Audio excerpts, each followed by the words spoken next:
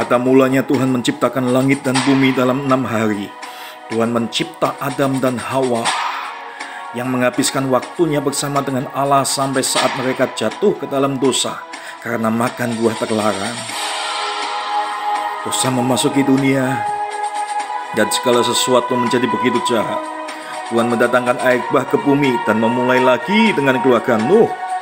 Bertahun-tahun kemudian Tuhan memanggil Abraham untuk mengikutinya dengan janji membuat Abraham bapa dari bangsa-bangsa. Abraham menaati dan Allah memberinya seorang anak bernama Ishak. Anak Ishak adalah Yakub. Yakub punya 12 anak. Yusuf, anak yang dikasihinya, menjadi orang nomor 2 di Mesir. Tuhan memakai Yusuf untuk menyelamatkan keluarganya dan Mesir dari bencana kelaparan. Ratusan tahun kemudian, orang Israel diperbudak di Mesir. Musa dipanggil Tuhan untuk memimpin bangsa Israel keluar dari perbudakan. Yosua memimpin menggantikan Musa dan memimpin bangsa Israel ke tanah perjanjian. Sesudah Yosua, Tuhan membangkitkan hakim-hakim sebagai pemimpin militer sementara seperti Deborah, Gideon, dan Samson yang melindungi dan berjuang bagi umat Tuhan. Tetapi kemudian Israel bosan dengan kepemimpinan hakim-hakim dan akhirnya mereka meminta seorang raja. Tuhan memberi Israel Raja Saul, Raja Daud, dan Raja Salomo. Tetapi semuanya gagal. Umat Israel memberontak. Kerajaan Israel terpecah dan semua orang membelakangi Tuhan. Nabi Elisa, Yesaya, Mika, dan Yeremia memperingatkan jika umat Israel tidak bertobat dari dosa mereka akan ada konsekuensinya. Tetapi umat Israel mengabaikan peringatannya.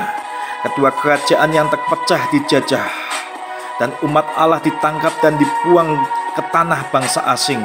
Orang seperti Daniel menunjukkan keberanian tetap berdiri bagi Tuhan di saat tiada satupun yang berani melakukannya. Beberapa dari orang yang dibuang kembali ke tanah perjanjian, tetapi selama 400 tahun Tuhan diam.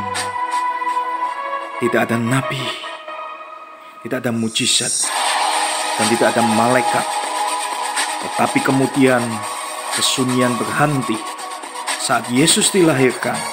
Dia hidup sempurna, mengajak kebenaran dan melakukan mujizat, membuktikan bahwa Dia adalah Allah. Dia memperlihatkan kepada kita kepenuhan kasih Allah dengan mengambil tempat kita untuk mati di kayu salib untuk dosa-dosa kita. Dia dikubur, tetapi 3 hari kemudian Yesus bangkit, mengalahkan dosa dan maut. Para pengikutnya menjelajah dunia, memberitakan kabar baik tentang kasih-Nya, dan memulai gereja. Dan kita sekarang adalah bagian dari kisah ini. Dan kita memiliki kesempatan mengubah dunia dan membagikan kasih-Nya. Karena suatu waktu Dia akan membukakan tingkap-tingkap langit dan Dia akan kembali. Ini kisah terhebat yang pernah diceritakan.